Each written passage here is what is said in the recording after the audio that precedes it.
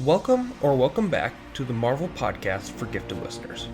This episode, we are going to continue our journey through the history of Marvel Comics, starting at 1961, when Marvel really started to embrace the superhero genre, something they've only dipped their toes into up to this point.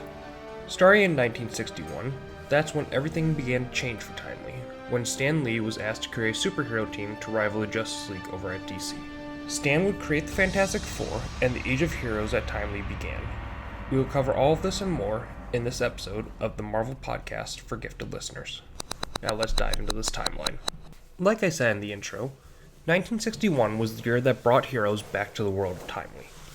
By this time, Stan Lee had written hundreds of books for Goodman using his formula. Never be the first to put out a comic in a specific genre, keep things simple so that children can read it, and the cover is everything. If the cover catches a kid's eye, then it will be more likely to grab it from the other books on the shelves. This last rule was important because Goodman saw kids as the main demographic for his company's magazines. However, Stan was getting tired of this process and decided that he was going to leave Timely. He told his wife he was going to leave and try something new in a new place. But the day he was going to do it, Goodman told him DC Comics is making a new hero team called the Justice League, and it had some strong sale figures.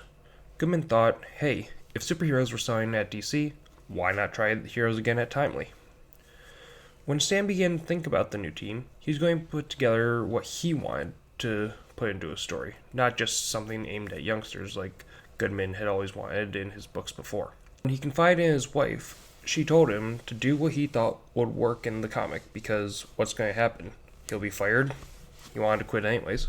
So, Stan went to work and typed up a 2-page synopsis of what he wanted the Fantastic Four to be. Doing this, instead of writing a whole script for the comic, would lead to what is now known as the Marvel Method. The Marvel Method would be first a small script or synopsis is sent to the artist. They would then read the synopsis and draw the amount of pages that were asked of them for the required book. The page would then be returned to the writer, who would fill in dialogue and captions. The pages were then inked and finished.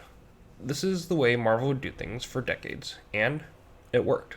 Jack Kirby took the synopsis of the Fantastic Four and drew the classic comic. Kirby had drawn a lot of the story and had only left a page for the origin of the team. This did cause Lee to take out a few details, such as the love triangle between Reed Richards, Sue Storm, and The Thing. And also, Johnny was originally supposed to be a high school football star. But, some changes had to be made to get the story that we all know today. And you know what? Turned out for the best. Letters started to pour into Marvel offices about the Fantastic Four. And with Stan Lee's fondness for letter columns in newspapers growing up, he decided to incorporate these letters into the back of comics. This was known as the Marvel Bulletin. With a new formula, Marvel was ready to start creating stories. After they had returned Namor to the pages of comics in the Fantastic Four, Stan Lee and Jack Kirby tried their hands at a new hero, the Incredible Hulk. It released the same month as Fantastic Four number 4. Unfortunately, Hulk wasn't as popular and was canceled after just 6 issues. But don't worry, they weren't discouraged. From summer 1962 through 1963, Marvel would debut multiple now well-known heroes in 2 different ways, either in anthology series or they would get their own series to star in. Doctor Strange, the Invincible Iron Man, the Mighty Thor, and Ant-Man and the Wasp were all introduced in various anthology series, while the X-Men starred with their own title. During those years, superheroes weren't the only books that were being published in Marvel.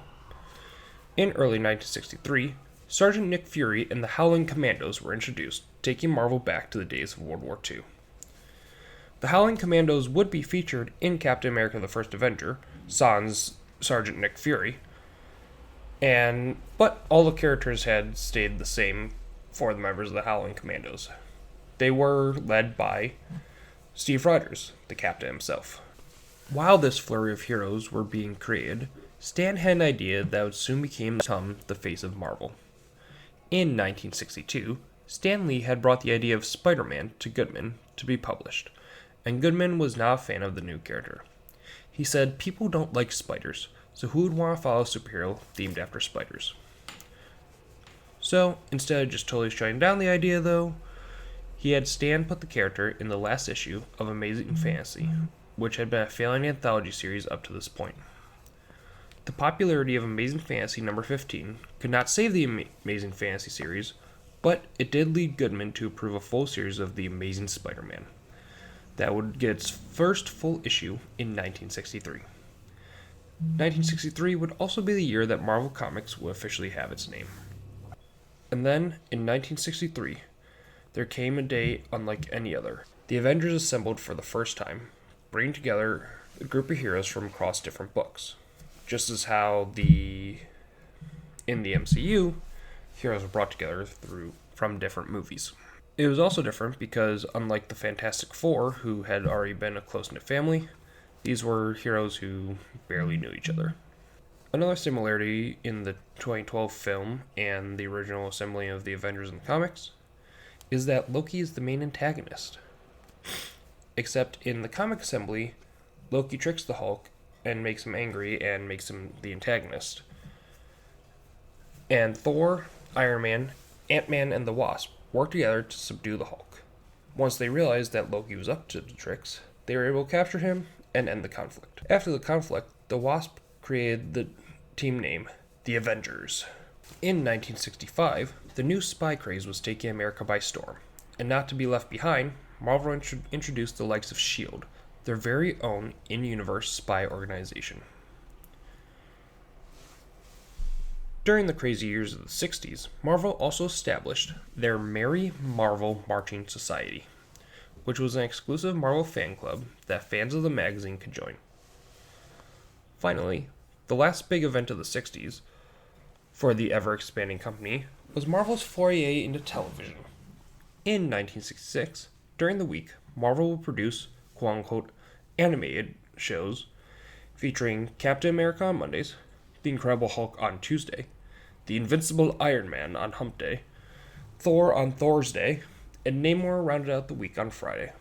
A year later, in 1967, Spider-Man and Fantastic Four would take the Saturday morning cartoon spot to keep the superheroes going into the weekend.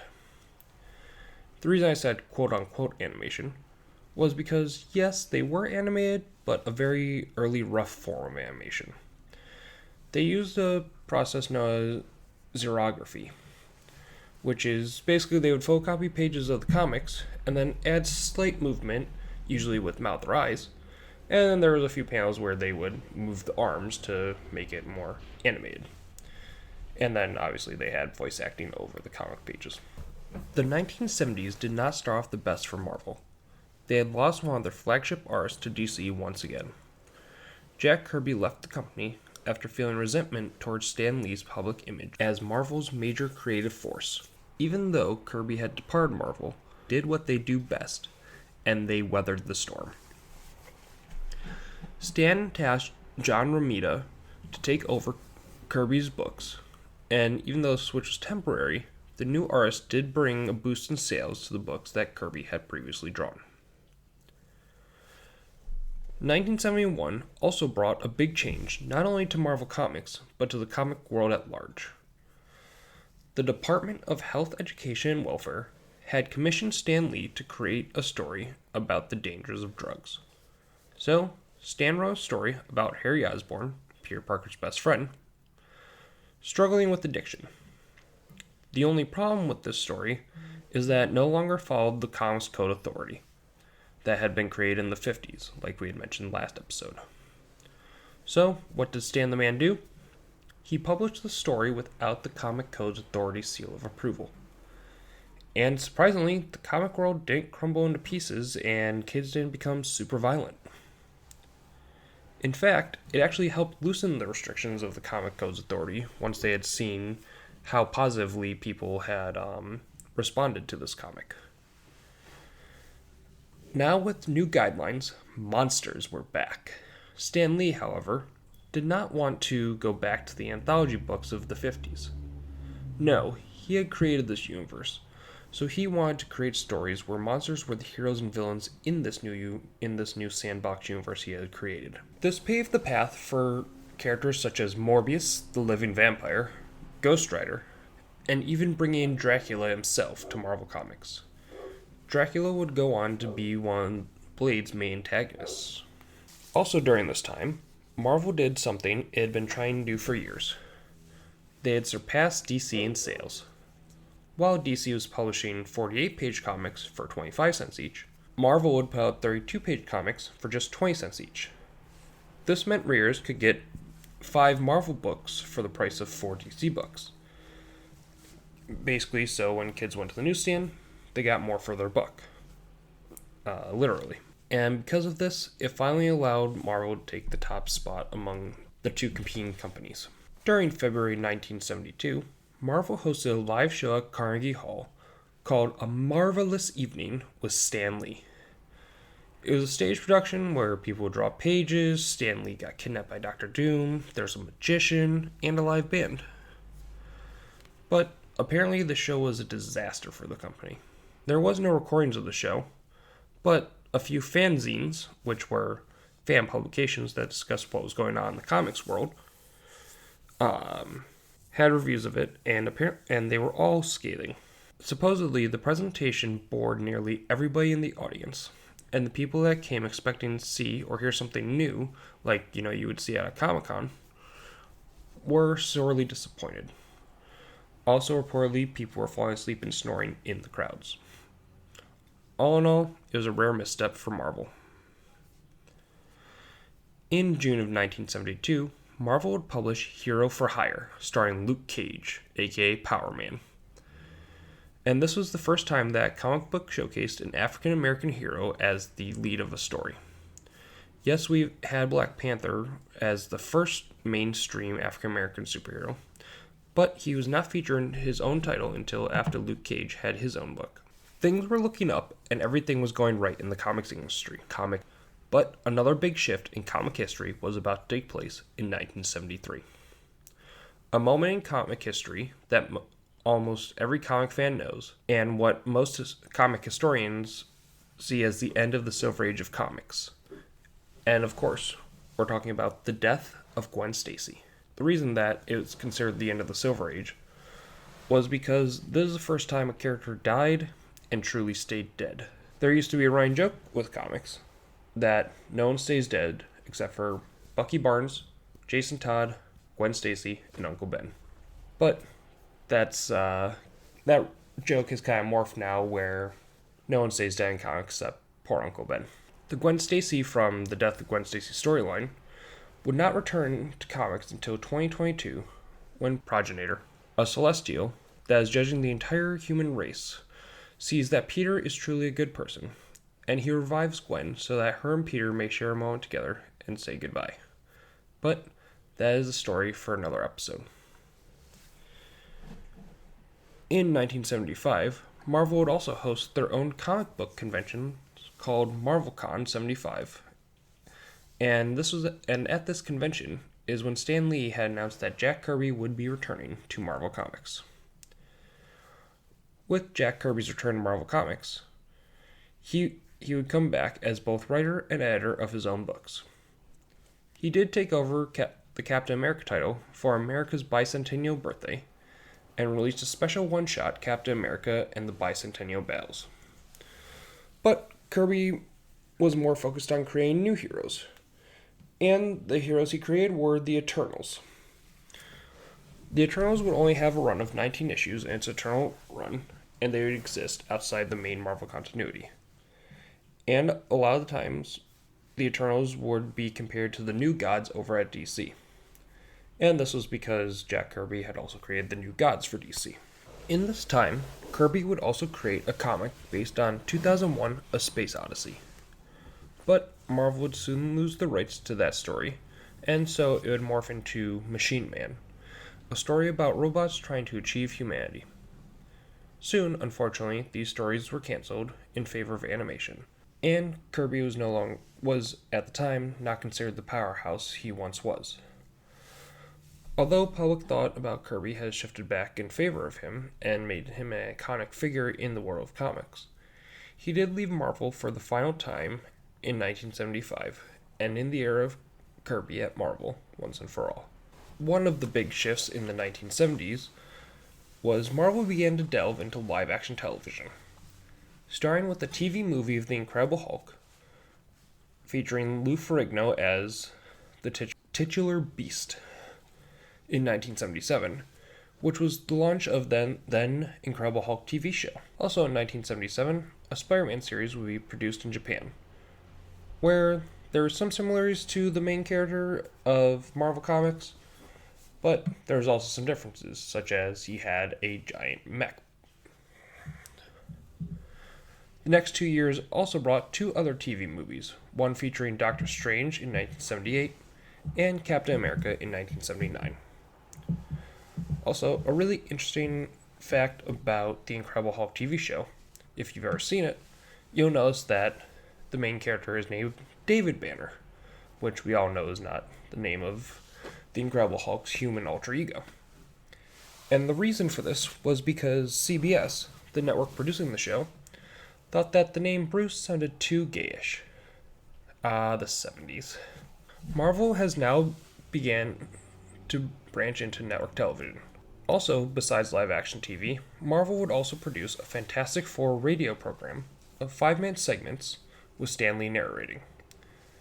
And then 5 of these segments would be a complete adventure. They usually took the script straight from Fantastic Four comic books. And interestingly enough, a pre-SNL Bill Murray would lend his voice to Johnny Storm in these radio programs. So now, what is on the horizon for the top-selling comic company? We'll find out next episode. So, let's leave the 70s and go over the top 5 things we have learned in today. Number 1. The 60s is what brought heroes back to Marvel Comics. The company had been struggling with different genres ever since the end of World War II. But in the 1960s, heroes took off again, ushering in what we now know as Marvel Comics. Number 2. The Fantastic Four were Marvel's first foray into the new world of heroes, quickly became the best-selling magazine, and it stayed at the top of their sales for years.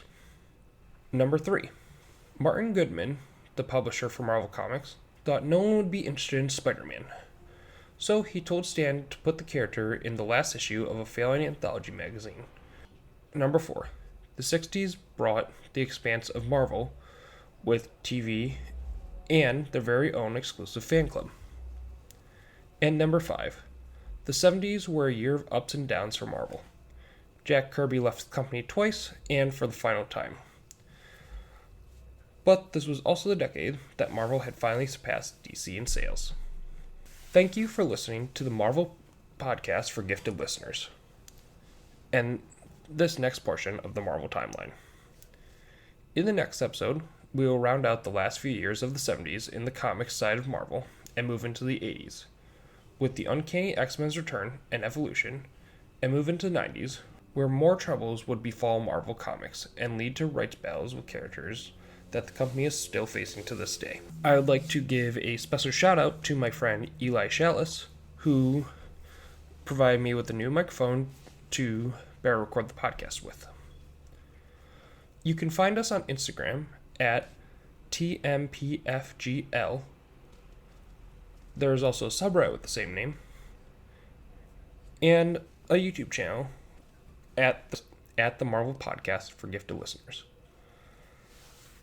Any questions or feedback, you can send to tmpfgl@gmail.com.